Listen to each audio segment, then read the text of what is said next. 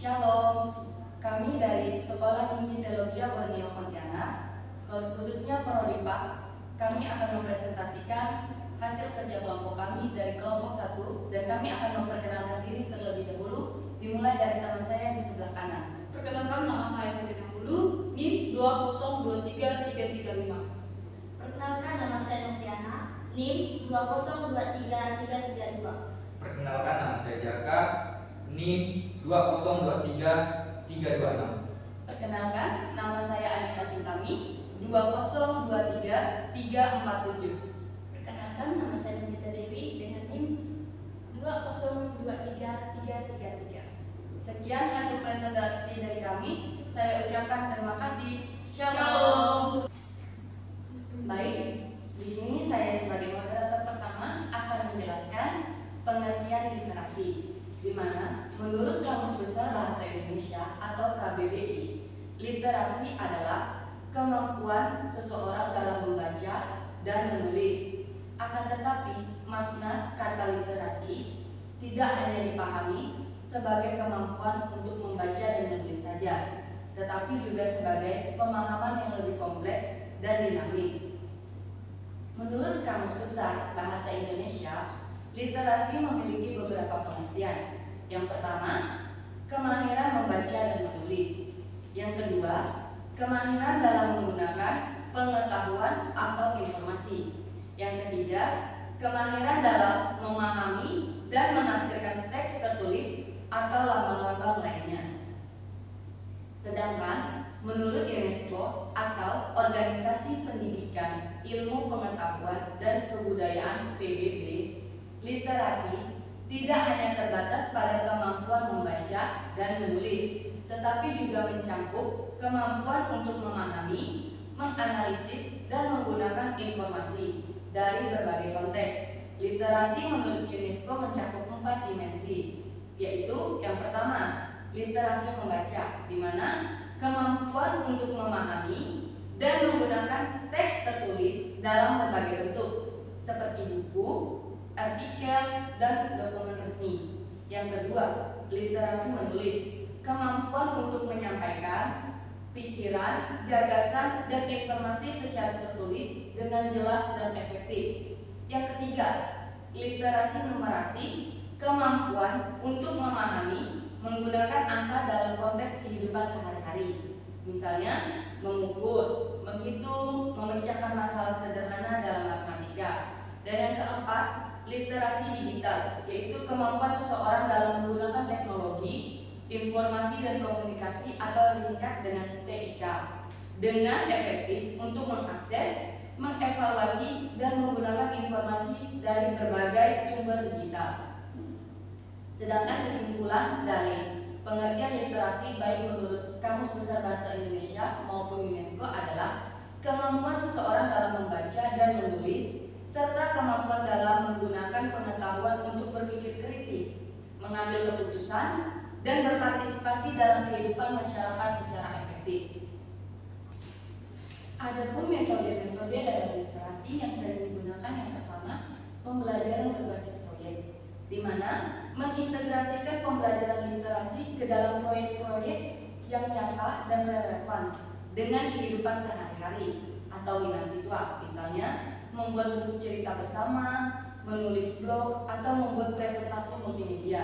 Yang kedua, diskusi dan debat, di mana diskusi dan debat ini mendorong siswa untuk berpartisipasi dalam diskusi dan debat tentang topik-topik yang beragam. Ini membantu mereka meningkatkan kemampuan mendengar, berbicara, dan memahami sudut pandang orang lain. Dan yang ketiga, pembelajaran berbasis pengalaman, yaitu menghubungkan pembelajaran literasi dengan pengalaman nyata atau pengalaman siswa di luar kelas. Misalnya, melakukan kunjungan ke perpustakaan, mengundang pembicara tamu, atau melakukan eksplorasi lapangan.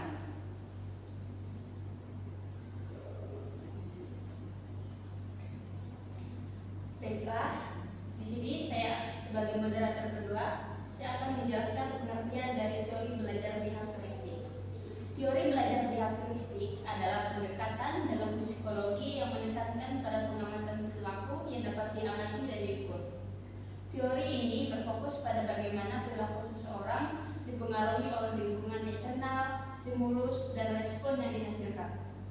Pada dasarnya, teori belajar behavioristik menyatakan bahwa perilaku manusia dapat dipelajari melalui interaksi antara stimulus, eksternal, dan respons yang dihasilkan.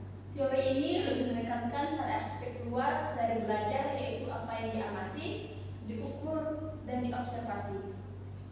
Nah, di sini juga ada beberapa konsep kunci dalam teori belajar behavioristik, yaitu yang pertama, stimulus.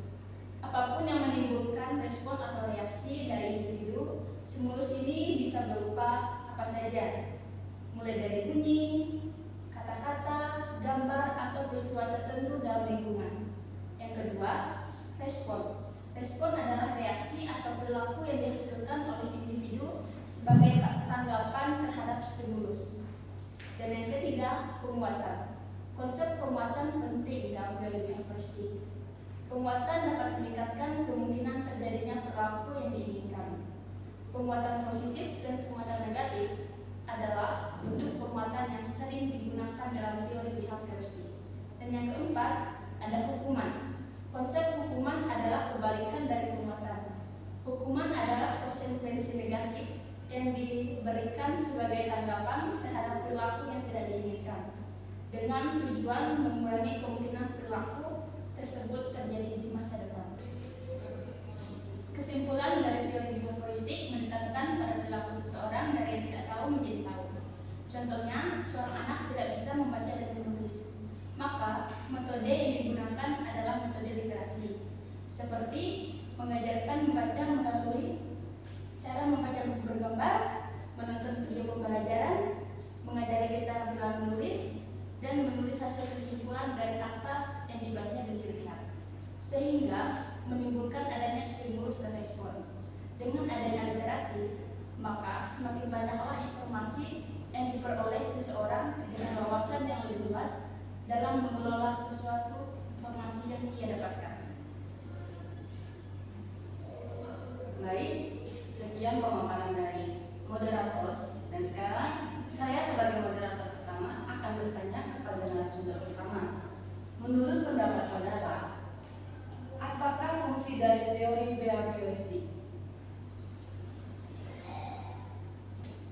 Baik, terima kasih atas kesempatannya. Saya akan menjawab pertanyaannya.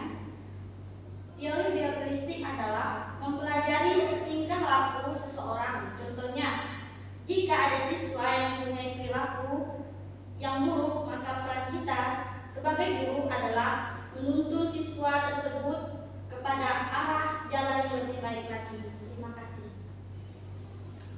Baiklah, terima kasih kepada narasumber pertama yang telah memberikan jawabannya. Dan untuk pertanyaan kedua, untuk narasumber kedua, nah pertanyaannya, bagaimana peran teori belajar behavioristik dalam pendidikan?